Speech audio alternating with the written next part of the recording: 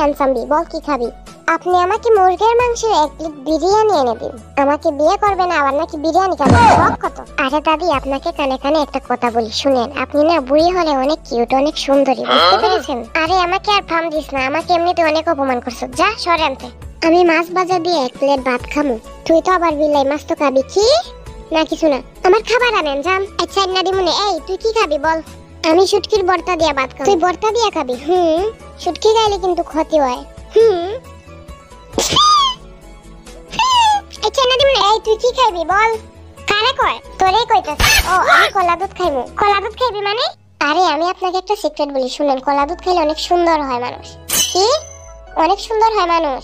ও আমাকে আগে বললি না, আমি এখন থেকে প্রতিদিন খাবো। হ্যাঁ খাইবেন, কাউকে বললেন না কেমন?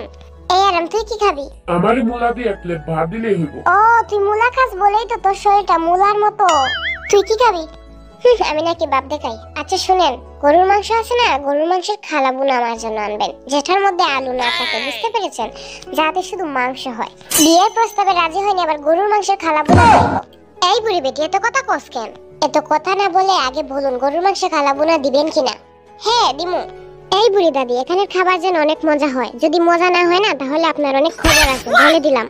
এই যে হোক, তুই কি খাবি? আমার বাপের অনেক টাকা, আপনাদের এখানের পচা খাবার আমি খাবো না, বুঝতে পেরেছেন? তোরা সব কটাই আজকে আমাকে অনেক অপমান করছো, তাই এদের জন্য বিষ নিয়ে আয়।